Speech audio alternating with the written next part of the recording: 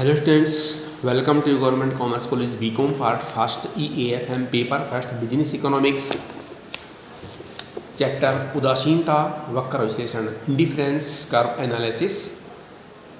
सब पॉइंट उदासीनता वक्र विश्लेषण की मान्यताएं, assumptions of indifference curve analysis. तो उदासीनता वक्र जो होता है वो अपनी कुछ मान्यताओं के ऊपर आधारित होता है। जब उदासीनता वक्र की मान्यताएं अगर पूर्ण नहीं होती हैं तो उदासीनता वक्र का विश्लेषण करना असंभव हो जाता है। इसलिए उदासीनता वक्र का विश्लेषण करने के लिए उसकी मान्यताओं को भी ध्यान में रखना पड़ता है। उदासीनता वक्र विश्लेषण की मान्यताएं इस प्रकार से हैं। जैसे नंबर 1 है वस्तुओं का समरूप एवं विभाजनीय होना। उदासीनता वक्र किन्हीं दो वस्तुओं के संयोगों पर डिपेंड करता है, लेकिन वस्तुओं की संख्या वस्तुएं ऐसी होनी चाहिए जो विभिन्न छोटी छोटी इकाइयों में बटी हुई हो। यदि दोनों वस्तुएं अविभाजनीय होती हैं तो उसके ऊपर शायद इसका विश्लेषण करना असंभव हो जाता है। यह इस मान्यता पर आधारित है कि उपभोक्ता द्वारा प्रयोग की जाने वाली वस्तुओं का छोटे छोटे भागों में विभाजन संभव है। इसी प्रकार उपभोग की जाने वाली वस्तुएं एक दूसरे के समरूप भी होती हैं। नंबर 2, उपभोक्ता का विवेकपूर्ण व्यवहार, rational behaviour of the consumer. उपभोक्ता एक विवेकपूर्ण प्राणी होता है जो अपने सीमित साधनों की सहायता से अधिकतम संतुष्टि प्राप्त करने का प्रयास करता है। अतः वह अनेक उपलब्ध संयोगों में से उस संयोग को अधिक मात्रा में चुनेगा जिससे उसको दोनों वस्तुओं का कॉम्बिनेशन बेस्ट हो और उससे प्राप्त होने वाली सीमांत उपयोगिता अधिकतम हो, टोटल मार्जिनल यूटिलिटी मैक्सिमम हो। तो ऐसी कंडीशन में वह अपना संयोग का चयन करता है। नंबर 3, क्रमवाचक दृष्टिकोण, ऑर्डिनल अप्रोच। उदासीनता वक्र विश्लेषण यह इस मान्यता पर आधारित होता है कि गणनावाचक दृष्टिकोण में किसी प्रकार की संख्याओं को हम नहीं रख सकते हैं। अर्थात हमें जो कंजम्पशन से यूटिलिटी मिलती है, सेटिस्फैक्शन मिलता है, उसको हम तोल भी नहीं सकते हैं, माप नहीं सकते हैं, देख नहीं सकते हैं, मेजरमेंट नहीं कर सकते हैं, कुछ नहीं कर सकते हैं।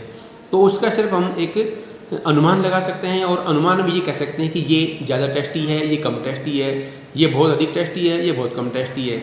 लेकिन ये नहीं कह सकते हैं कि ये 5 ग्राम टेस्टी है, ये 50 ग्राम टेस्टी है, ये 1 किलो टेस्टी है या ये 0 टेस्टी है। तो इसमें किसी प्रकार के टेस्ट का हम मोल नहीं कर सकते हैं, उसका वैल्यूएशन नहीं कर सकते हैं, उसको वेट नहीं कर सकते हैं, उसका मेजरमेंट नहीं कर सकते हैं। तो उसे सिर्फ कम अथवा अधिक, ज़्यादा अच्छा, ज़्यादा बुरा के आधार पर उसको क्रम प्रदान कर सकते हैं। तो इस नियम की यह मान्यता है कि यद्यपि उपयोगिता को मापा नहीं जा सकता किंतु उपभोक्ता विभिन्न संयोगों से प्राप्त संतुष्टि को एक वरीयता क्रम प्रदान करता है। इसलिए ये कहा जा सकता है कि संतुष्टि एक मानसिक वृत्ति है जिसको मापना संभव नहीं है, लेकिन उसको एक क्रम में रखा जा सकता है। तो यह क्रमवाचक दृष्टिकोण पर आधारित है। नंबर 4 है घटती हुई सीमांत प्रतिस्थापन दर। घटती हुई सीमांत प्रतिस्थापन दर का तात्पर्य यहाँ पर यह है कि उपभोक्ता के पास में कम से कम वित्तीय साधनों से अधिक उपयोग करने के लिए दो वस्तुओं का कॉम्बिनेशन होता है और उन दो वस्तुओं में एक वस्तु ज़्यादा अच्छी होती है और एक वस्तु उससे थोड़ी सी कम अच्छी होती है या काम चलाऊ होती है।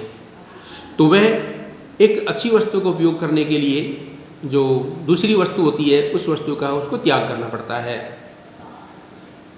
तो इसमें बिना त्याग किए दूसरी वस्तु के कम उपभोग को बढ़ाया नहीं जा सकता है।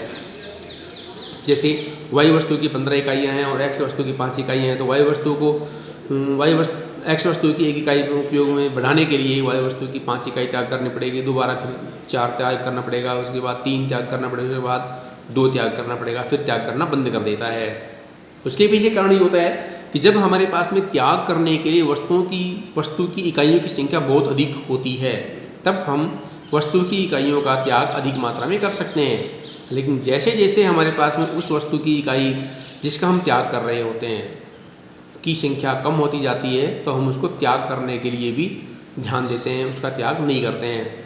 जैसे एक छोटा बच्चा होता है और उसके हाथ में कोई कुरकुरे, चॉकलेट या टॉफ़ी का पैकेट हो तो उसके हाथ में जो टॉफ़ी का पैकेट होता है या कुरकुरे का पैकेट होता है, उस पैकेट में से वो निकाल कर देता रहेगा दूसरे बच्चे को खाने के लिए। कब तक देता रहेगा? जब तक उसको ये पता है कि ये भरा हुआ है।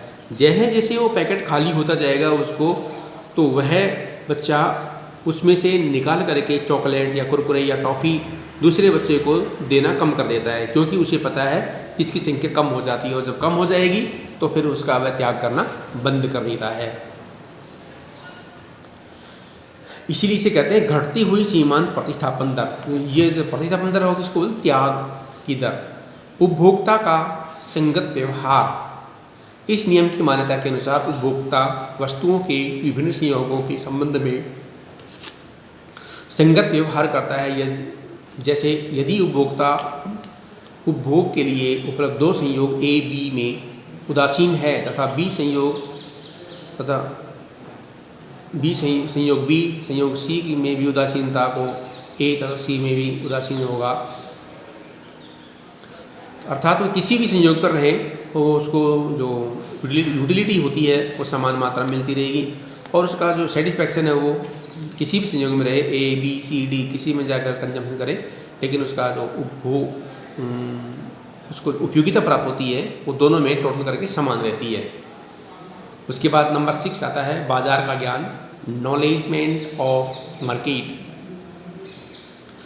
कोई भी व्यक्ति किसी वस्तु का परचेज करता है तो परचेज करने के लिए या वस्तु क्रय करता है तो उसको पूरी मार्केट की नॉलेज होनी चाहिए, तभी तो वह कम से कम कीमत पर अधिक से अधिक मात्रा में वस्तुओं को क्रय करने का प्रयास कर सकता है। कब कर सकता है? जब उसको मार्केट की नॉलेज होगी। अगर उसे मार्केट की नॉलेज नहीं होती है तो वह वस्तु को कैसे प्राप्त करेगा, कैसे क्रय करेगा। जहाँ वो क्रय कर वहाँ पर महंगी हो, दूसरी जगह सस्ती हो, जहाँ पर सस्ती क्रय कर वहाँ पर दूसरी जगह महंगी हो सकती है। तो ऐसे में उसको मार्केट का ज्ञान होना चाहिए। अर्थशास्त्र की इस नियम से पर्याप्त परिणाम प्राप्त करने की दृष्टि से यह मान लिया जाता है कि उपभोक्ता को संपूर्ण बाजार का पूर्ण ज्ञान होता है। उसे यह पता है कि कौन सी वस्तु कहाँ और किस मूल्य पर उपलब्ध है, अतः वह क्रय करते समय वस्तुओं के विभिन्न संयोगों को खरीदने का निर्णय कर सकता है। नंबर 7 दुर्लभ क्रमबद्धता, वीक ऑर्डरिंग।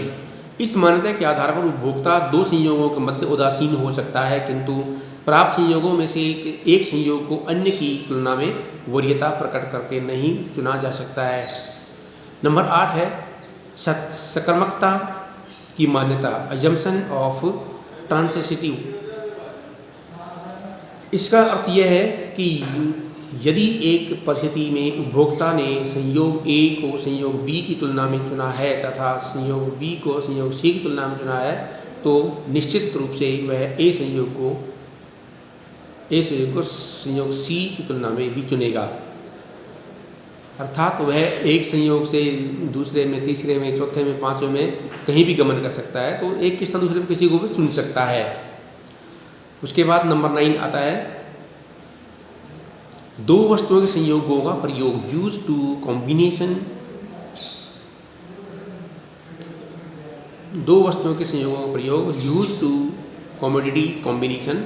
इस नियम के अंतर्गत सरलता के लिए केवल दो वस्तुओं के संयोगों का प्रयोग होता है। विश्लेषण की अवधि में इन वस्तुओं की कीमतों, उपभोक्ता की प्राथमिकता, रुचि एवं आदतों में परिवर्तन नहीं होते हैं। अर्थात कंजम्पशन करने के दौरान मार्केट के अंदर किसी भी प्रकार की जो प्राथमिकताएं हैं उसमें कोई चेंज नहीं होगा।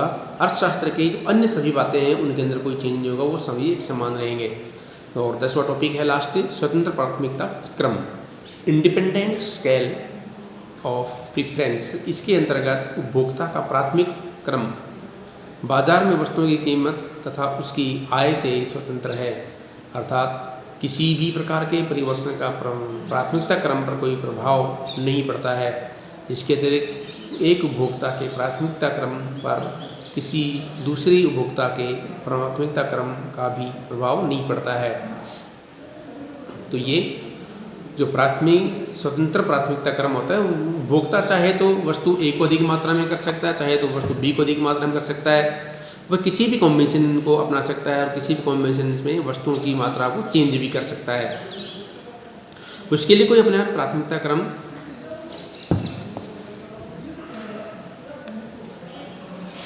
नहीं होता है, क्योंकि किसी प्रकार से प्राथमिकता क्रम का कोई प्रभाव उसके ऊपर कंजम्पशन के ऊपर नहीं पड़ता है। Thank you.